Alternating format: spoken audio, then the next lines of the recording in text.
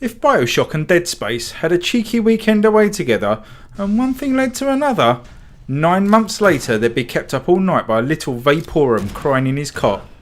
But they would look down on him and think, he's such a good baby, we did a good thing. What am I talking about? Vaporum. Well, let's get into it and see what this bastard offspring of those two famous parents has to offer as I review Vaporum on the Nintendo Switch.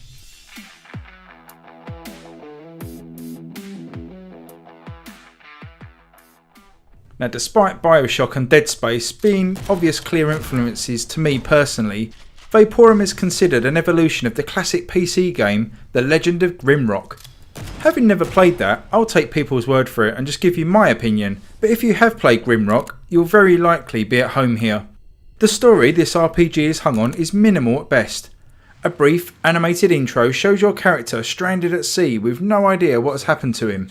A mysterious structure appears from the waters, and his first instinct is to climb inside and have a gander. And that's basically it. You do pick up other narrative clues as the game continues through the character's inner voicing, which is nicely voice acted. I resigned and sat down to plunge into my thoughts. Then I realized I had no memory of anything before I found myself on the rock. And the other bits of lore that you can pick up from lockers, cupboards and chests strewn around the abandoned base.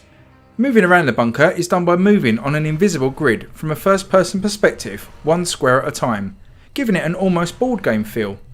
The gameplay does play out in real time though, with spiders, drones, shotgun wielding maniacs and no end of other nasties given license to chase you down as they negotiate the grid based movement system too.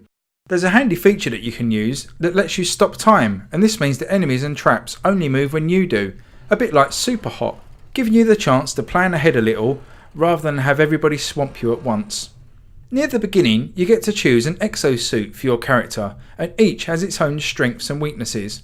This will give you a bit of protection and also allow you to attach gadgets, which act like spells from a more traditional RPG. Your suit though needs power to operate.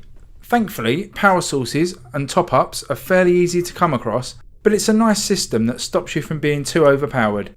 Similarly, the wide range of weapons you can lay your hands on have positive and negative factors, with the extensive amount of guns being powerful, but ammo being quite limited, where melee weapons are generally weaker and you need to be up close and personal, but you can spam those attacks a little quicker.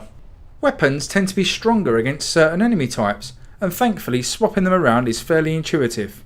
Combat overall though plays a fairly small part in Vaporum, and you'll be spending most of your time creeping nervously through the dark twisty corridors, normally only lit by your dim torch, praying you aren't going to fall into an unseen pit of spikes or shot by a turret hidden in the shadows somewhere.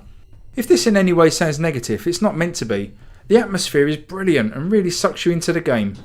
Besides exploring, you will also be spending a large amount of time solving some light puzzles, from simple switches and block pushing to hunting for the right keys to open certain doors. Whilst never too taxing, there are both some cleverly constructed as well as frustratingly tricky puzzles in the game. I had to resort to guides for a few of these just to get through them. Once again though, like the combat, it's just enough puzzle to keep you interested. There are lots of well thought out touches in Vaporum too, from the way you can add your own annotations to the map, to the handy quick save being mapped to a button combination. This allows you to quickly save before entering a tricky looking area and reload again at the touch of a button. Controls generally are a little bit clunky, especially if you're trying to put some space between you and an enemy in combat situations, and negotiating the UI would have been 10 times easier with a mouse, but then it is great to be able to play this game portably, so it's the price we have to pay. It should be noted there is no touchscreen support here either, which could have been useful when managing your inventory, I felt. In closing, what you're getting with Vaporum is a 12-hour or so RPG adventure in a very well presented atmospheric setting. Individually, the combat, puzzles and exploration are not strong enough or good enough on their own, but combined with that excellent atmosphere, they come together to be stronger than their sum parts. The story, whilst sparse, is enough to keep you wanting to find more audio tapes and transcripts to find out what the hell happened in this metal hell. Graphics and audio are nothing spectacular, but again complement the rest of the game well, and performance and looks are both solid in handheld and docked on TV, and overall I've got no complaints in terms of presentation. I really enjoyed my time playing Vaporum. It doesn't overstay its welcome and is good value, with a nice launch discount putting it on par with the near 2-year-old Steam version, which is welcome in this world of Switch tax. I'm going to be giving Vaporum on the Nintendo Switch a really solid 8 out of 10. Thanks so much for watching this review, and if you don't already subscribe, please consider subscribing below. It really helps me out. And give the video a thumbs up, and why not drop a comment below as well. We can have a little chat about what you think of it. But until next time, I will catch you later. Bye bye.